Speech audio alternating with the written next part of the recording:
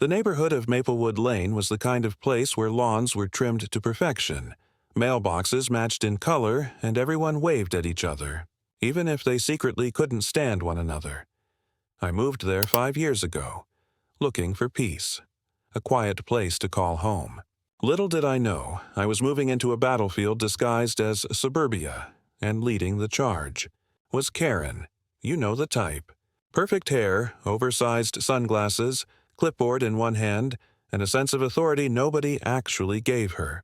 She was the head of the HOA, the self-proclaimed guardian of community standards. For years, I tried to stay out of her way. I paid my fees, kept my yard clean, followed the rules, mostly. But with Karen, following the rules wasn't enough. You had to worship them. If a trash can was left out for more than 10 minutes, you'd get a warning. If your grass grew half an inch too tall, you'd get a letter. And if you didn't attend her monthly HOA meetings, she'd treat you like a criminal. Still, I kept my distance. Until one Tuesday afternoon, the day she accused me of stealing my own package. It was around 3 p.m. I had just gotten back from work, tired, hungry, ready to relax. There it was, a small brown box on my porch.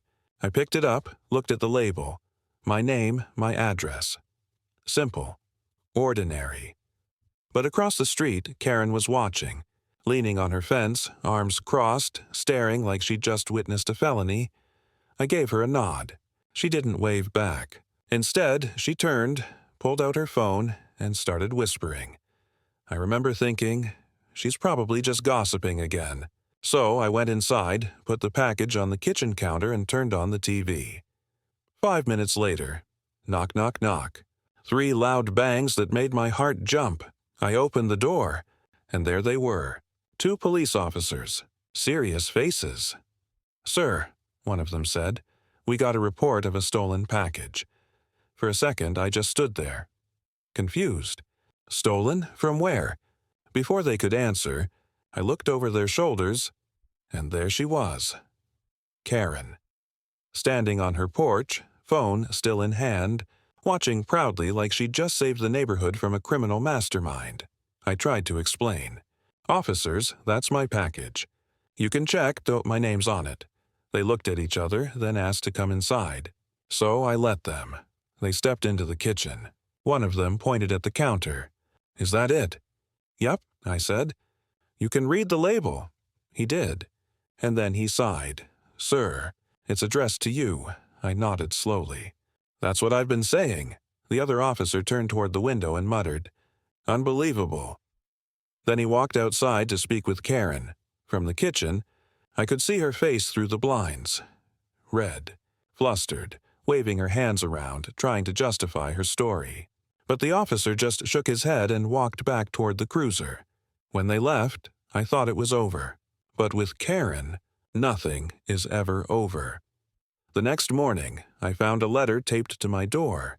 HOA notice, suspicious activity reported. I laughed. Suspicious activity?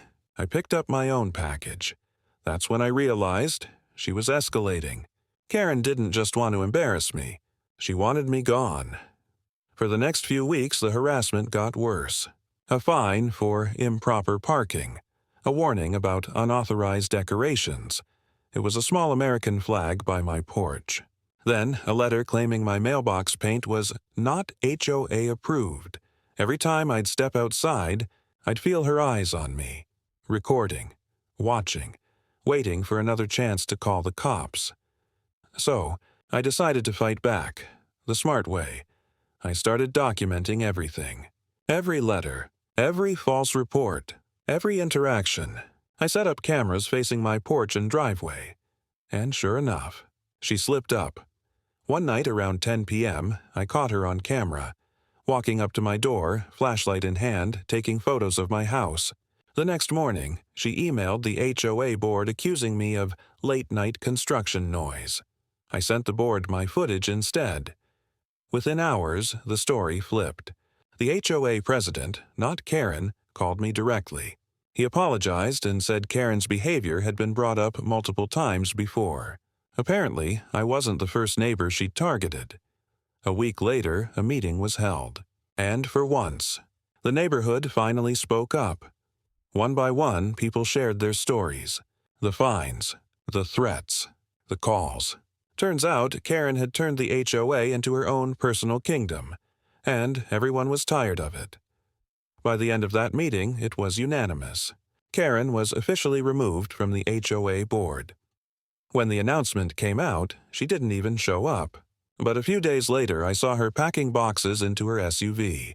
She avoided eye contact, face pale, lips trembling. And for the first time, she didn't have anything to say. I watched her drive away, slow and silent, the neighborhood calm once again. People always think HOA drama is about grass height or mailbox colors. But it's not. It's about power. It's about people like Karen, who crave control so badly they forget what community actually means. And me, I just wanted to live in peace. But peace sometimes has to be earned. Now, every time I pick up a package from my porch, I can't help but smile. Because this time, there's no Karen watching, no phone call waiting, no false reports, just silence, just peace, and the quiet victory of knowing I didn't back down.